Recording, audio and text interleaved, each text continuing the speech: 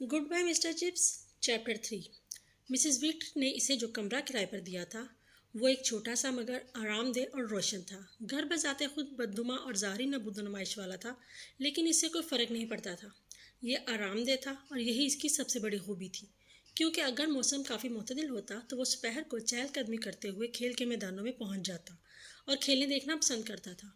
वो लड़कों को देखकर मुस्कुराता और उनसे चंद अल्फाज का तबादला करना पसंद करता जब वो अपनी टोपियों को उतार कर इसे सलाम करते। वो तमाम नए लड़कों को इनके पहले तालीमी दौरानिए के दौरान जानने और इन्हें अपने साथ चाय पिलाने पर ख़ास ध्यान देता था।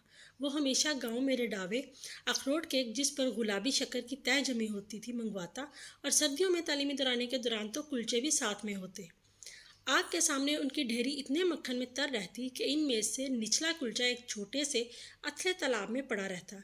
इसे चाय बनाते हुए और मुख्तलिफ छोटे छोटे डिब्बों में एहतियात से चम्मच भर भर कर मिलाते हुए देखना इसके मेहमानों के लिए महसूस कुन था। वो नए लड़कों से पूछता कि वो कहाँ रहते हैं और ये कि ब्रुक फील्ड में उनके कोई ख़ानदानी रवाबत हैं। वो ध्यान से देखता रहता कि इनकी प्लेटें कभी खाली ना हो। और 1 घंटे की नशिस्त के बाद 5 बजे वो घड़ियाल पर नज़र डालता और कहता,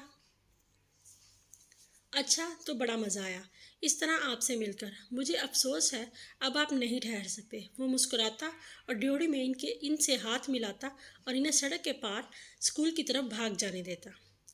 जबकि वो ये तबसरा करते हुए जाते, शाइस्ता बूढ़ा लड़का चिप्स बहरहाल तुम्हें मज़ेदार उम्दा चाय पेश करता है और तुम्हें मालूम होना चाहिए कि वो कब तुम्हें रुखसत करना चाहता है।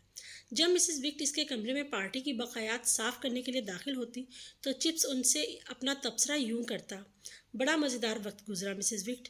नो उमर ब्रैक्सिम ने मुझे बताया है कि मेजर कोलिंगवर्ड इसका चचा था, वही कोलिंगवर्ड जो यहाँ हमारे साथ होता था 1902 में। मेरा ख्याल है ये 1902 ही था। मेरी अजीज़ा, मुझे कोलिंगवुड अच्छी तरह से याद है। मैंने एक मरतबा उसकी पिटाई की थी जिम्नेजियम की छत पर चढ़ने की वजह से। गटर में से गेंद निकालने के लिए चढ़ा था। शायद वो अपनी गर्दन तुड़वा बैठता। नो उमर बेवकूफ़। वो आपको याद है मिसेस विक्ट? आपके दौर में वो ज़रूर मौजूद होगा। मिसेस विक्ट रकम पसंदाज करने से पहले स्कूल में चादरें, तौलिए, गुलाब वगैरह रखने के कमरे की इंचार्ज रही थी। जी हाँ, मैं इसे जानती हूँ जनाब। वो अमूमन मुझसे गुस्ताखी से पेश आता था, लेकिन हमारे दरमियान कभी तल्ख कलामी नहीं हुई थी, सिर्फ गुस्ताख की तरह था। और इसका इरादा कभी भी नुकसान पहुंचाने का नहीं होता था। इस किस्म का आदमी कभी नुकसान नहीं पहुंचाता जनाब। क्या ये वही आदमी नहीं है जिसने तमगा हासिल किया था जनाब? जी हाँ, इसे DSO इम्तियाजी खिदमात के सिले में दिया जाने वाला तमगा से नवाजा गया था।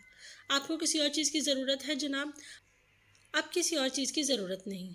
चर्च में जाने के वक्त तक किसी और चीज़ की ज़रूरत नहीं। वो मारा गया था मिस्र में, मेरे ख्याल में। हाँ, लगभग उसी वक्त आप मेरे लिए शाम का खाना ले आ सकती हैं। जी बहुत अच्छा जनाब। मिसेस विक्ट के यहाँ वो एक खुशगवार और पुरसकून ज़िंदगी गुजार रहा था। इसे वहाँ कोई परेशानी नहीं थी। इसकी पेंशन काफ़ी थी और इसके अलावा इसने थोड़ी सी रकम बचा कर रखी हुई थी। वो हर उस चीज़ को हासिल करने की इस्तात रखता था जिसकी उसे ख्वाहिश होती। इसका कमरा सादगी से और स्कूल असातिज़ा के ज़ौक़ के मुताबिक सजा हुआ था। वहाँ किताबों के चंद ताकचे थे और खेलों की ट्रॉफियाँ रखी थीं।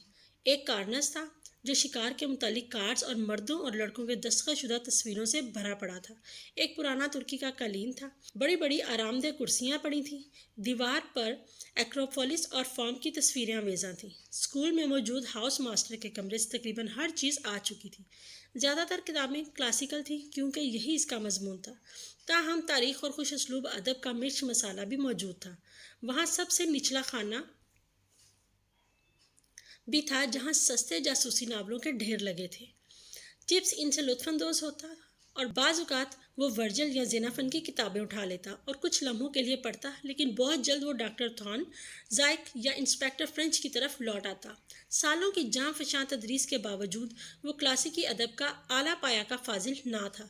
हकीकतन वो लातीनी और यूनानी ज़ुबानों को ज़िंदा लोगों की बोली जाने वाली ज़ुबानों से कहीं ज़्यादा मुर्दा ज़ुबानें ख़याल करता, जिनमें से अंग्रेज़ शुरफ़ा को चंद अक़वाल ज़री सीख लेना चाहिए। वो टाइम्स अखबार के लिए इन मुख्तसर अहम मज़ामीन को पसंद करता था जो चंद ऐसे ज़रबुल अमसाल मुतारफ़ करवाते थे जिन्हें वो जानता था। वो तादाद में घटते हुए उन लोगों में से था जो इन चीज़ों को समझते थे, और ये एक तरह से इसके लिए खुफिया और गरा माया मख्फी रफ़ाकत थी। اور وہ محسوس کرتا کہ یہ کلاسیکل علم سے حاصل ہونے والے بڑے فوائد میں سے ایک کی نمائندگی کرتی ہے۔